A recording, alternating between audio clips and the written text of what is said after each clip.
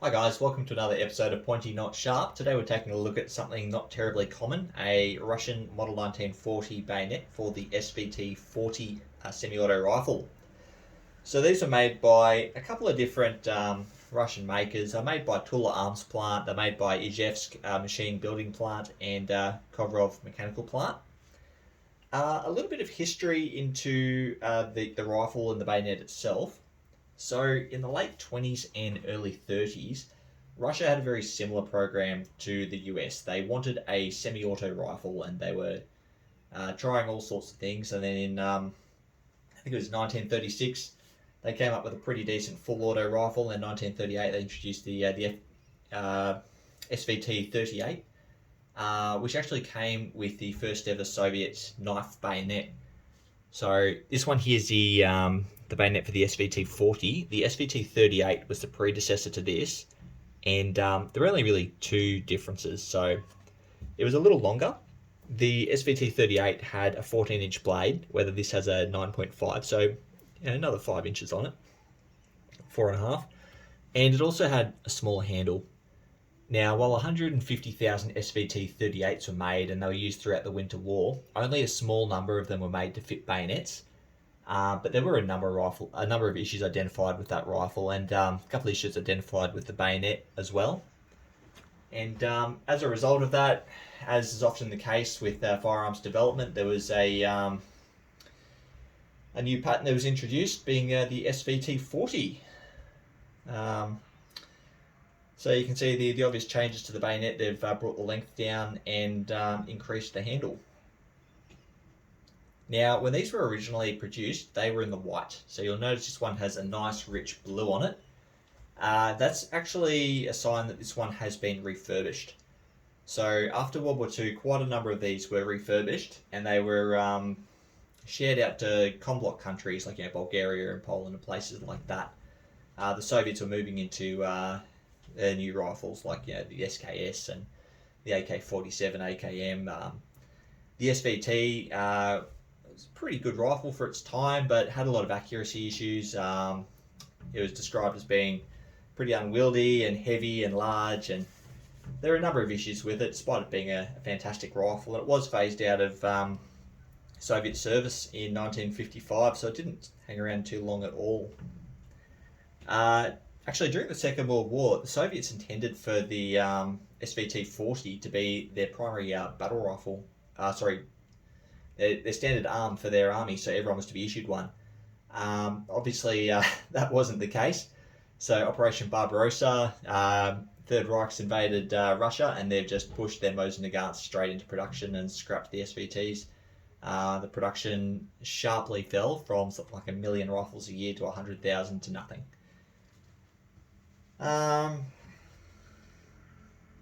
So during the Winter War, a number of these, about probably 15,000 from what I've been able to read, were captured by the Finns, and they were used by the Finnish army. They were used up until 1958 when they were replaced, although I imagine they were probably stashed away and used in some kind of reserve or training role, as most obsolete weapons usually are. Now, the remainder of these, they went into storage, packed in cosmoline, just like this one here actually. I'll show you at the end of the video. I'm too scared to put it in the scabbard because it's just chockers full of cosmoline. But they were put into storage, and it wasn't until the 1990s that they were sold as surplus. And that's when they've hit the market and everyone started snapping up the rifles and the bayonets. And well, the bayonets, they're not terribly common. They're still pretty hard to come by. There's a fair few fakes out there, repros. This one's definitely real based off the markings, but there are some convincing repros out there, unfortunately. So if you're going to buy one, probably do a bit of research and have a look at the markings. Maybe I can help you out a bit with this video. I'll go into the markings a bit. But first, we'll go into the construction of the blade. So as you can see, we've got a spear point. We've got a nice fuller, but it only goes partway down the blade. It actually terminates pretty early.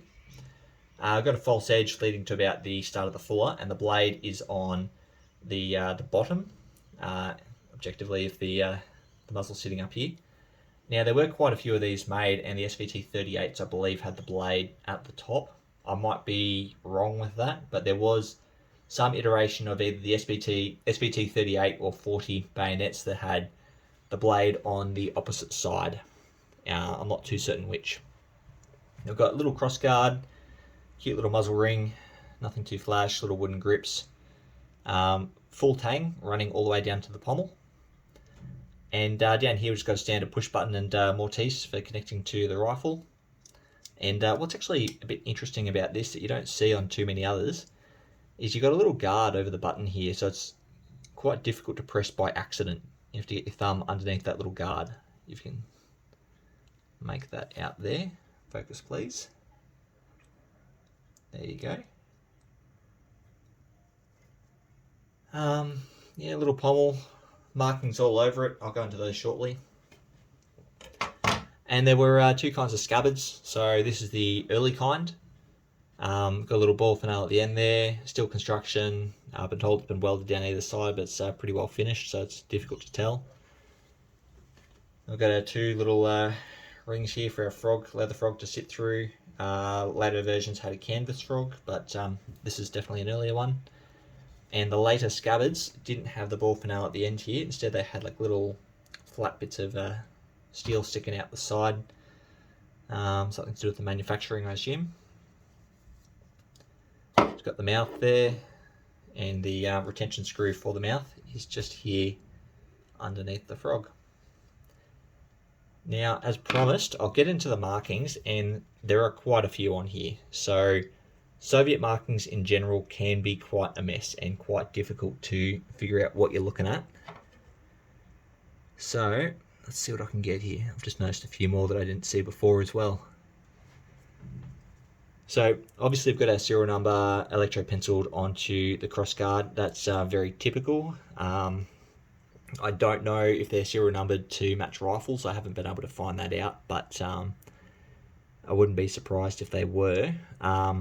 This one's been refurbished, so after the Second World War, when they were issued to COMBLOC countries, they were given a really, really rich blue, and they were no longer in the white. So this one's got a very deep blue. It's definitely a refurbished one. Now, this one is a Ivzchek. Sorry, butchering that pronunciation. As you can see here on the blade, it's got their standard marking, which is the triangle with the arrow through it. Focus, please. There we go. And then next to that, we have a little diamond, which is a factory quality control proof mark. Now, you'll find both of these marks all over this bayonet on nearly every component. So you find them on the ricasso. You find on the reverse of the ricasso another inspection mark. So these diamonds, they have some kind of marking in the center. I think it's a number or a letter. And I haven't found any evidence to support this, but I think they denote either different inspections or different inspectors. Possibly both. I don't know. But I haven't found anything on the actual bayonet markings. I'm going off what's standard on the rifle markings, but they seem to match up pretty well. So on the rifles, the diamonds with something in the center are factory quality control proof marks, and obviously the triangles are your manufacturer's mark. So we also have the same just here on the crossguard, just below the muzzle ring. So I've got a very bad setup here for capturing or getting in close. You might have to take my word for it. They're the same markings, the triangle and the diamond. And then, where are they? Same again here on the back of the button. And where else are they? I'm missing a few. That's right. So on the inside here, see if I can get that to focus, we've got another diamond for inspection or proof mark, whatever you want to call it, the factory quality proof mark. Then we also have a final acceptance marking, which is a circle with what looks like a C in the center, like a little copyright sign. Now, usually, the circle with the C is a Tula final acceptance marking for a rifle made between 1930 and 1932. However, the circle markings with whatever marking in the center is a generally used final acceptance mark, and again, it's dependent on who the inspector is or where it was made or what year of manufacture, what year it went through the factory. So there's a whole range of different things you'll find in the circle, but generally that circle is the final acceptance marking. And that's the same across the other rifles and the other manufacturers. Now, the other markings I noticed since I've been here are markings in the wooden grip. So it looks like we've got a bunch of little X's here, here, and here, and a little circle here as well. And here as well. I don't know what they are, if they're deliberate or not. Nothing on the reverse. Then moving down to the scabbard, we've got our same markings again. We've got our IVCheck machine building plant manufacturer's mark just here above my thumb. And then again, we've got our factory control proof mark. And we've got the same again underneath the frog. You might have to take my word for those. They're quite difficult to get on camera. But yeah, just the same again. There's no markings on the leather on the frog at all. I have seen some with markings on the leather, and the ones I've seen have actually been Polish issue, which have been stamped with WP, and that's how you know they were Polish. So as I said, these are quite difficult to get your hands on. There's not too many of them out there. They do sell for a premium. The collector who bought this one did have to fork out a fair bit of cash to bring it home. They were pretty well liked when they were in service, very, very handy. This one hasn't been sharpened, so it's either been issued and not sharpened, or it's never been issued. I don't know. Yeah, one other thing that's a bit interesting about them is during the Second World War and before, the Soviets had a doctrine with bayonets that spiked bayonets were to be mounted to rifles at all time, and soldiers were not issued scabbards, so they could not carry their bayonets. It was very, very unwieldy and a bit ridiculous, and a lot of bayonets were lost. You can see my previous video on the Model 91/30 Mosin Nagant bayonet for that. But this seems to be a change in doctrine where they were issued scabbards that were designed to fit to the belt, and the bayonet was not designed to sit on the rifle permanently. So yeah, that's quite interesting. Now, as promised, let's have a look at how much cosmoline is still inside the scabbard. So it fits in really, really nicely. Give it a little wiggle. It's not too bad. Just a bit around the edges on the blade and down the spine there. I was expecting much worse. That's not bad at all. Okay guys, thanks for watching. If I've made any grievous errors, please comment below. And if you know anything else about this particular blade, I'd love to hear from you. Thanks for watching.